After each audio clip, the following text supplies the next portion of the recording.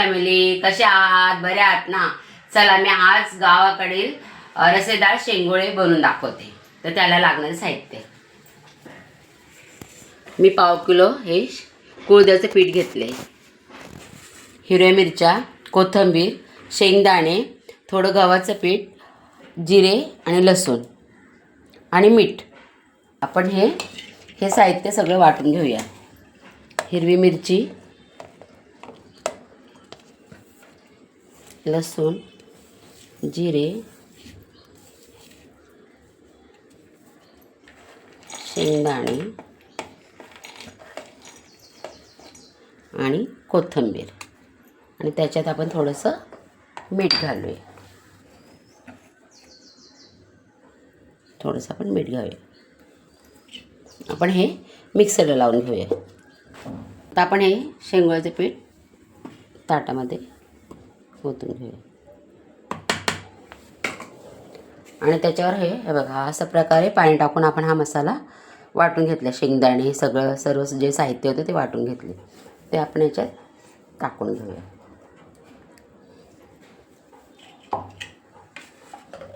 आणि हे गव्हाचं पीठ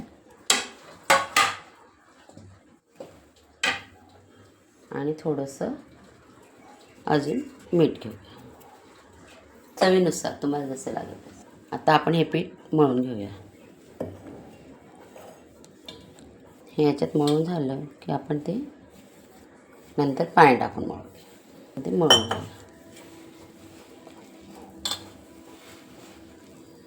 मळून असा हा व्यवस्थित मळून घेतले पीठ.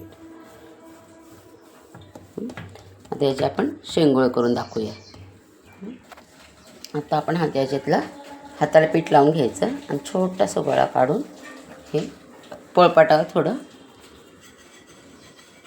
गावी तर पहिले पाट्यावरच करायचे, पाटा असायचा त्याच्यावर असे लांबकोळे करायचे. असे करून मग हे असे लांबकोळे पद्धतीने करत राहायचे.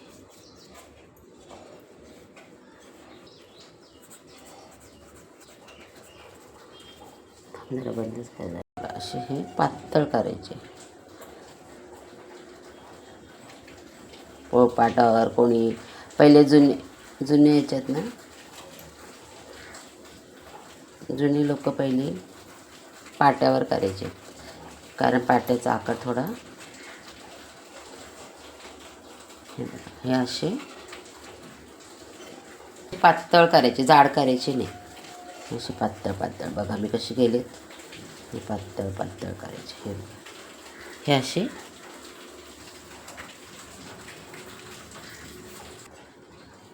करून घेऊया. हे सगळे शेंगोळे आपण अशा पद्धतीने करून घेऊया.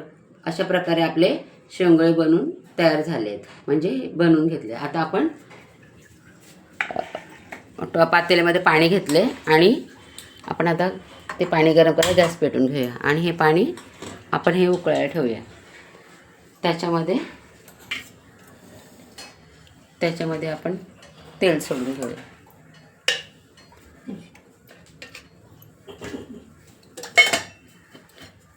उकळू दे. पाणी उकळलं. आता पाणी आपण उकळायला ठेवूया. आता आपण हे शेंगोळे पाणी बघा उकळले, त्याच्यात हे सोडून घेऊया. अशा अलगद सोडून घेऊया शेंगोळे.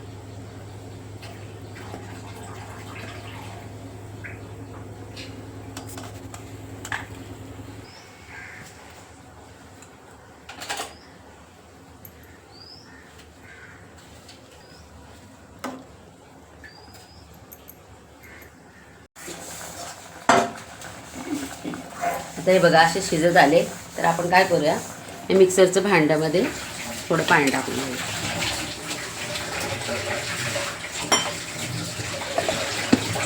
तुम्ही थोडीशी चटणी बाजूला काढून ठेवा. मी आता ते, आणि हे थोडंसं 1 टेबलस्पून कुळथाचं पीठ आहे, त्याच्यामध्ये हे पाणी टाकून घेऊया. छानपैकी असं मिक्स करून घ्यायचं.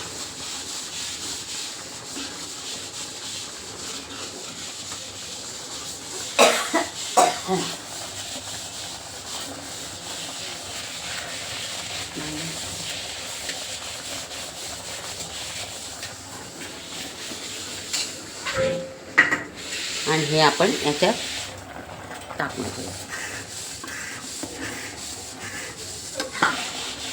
असं हे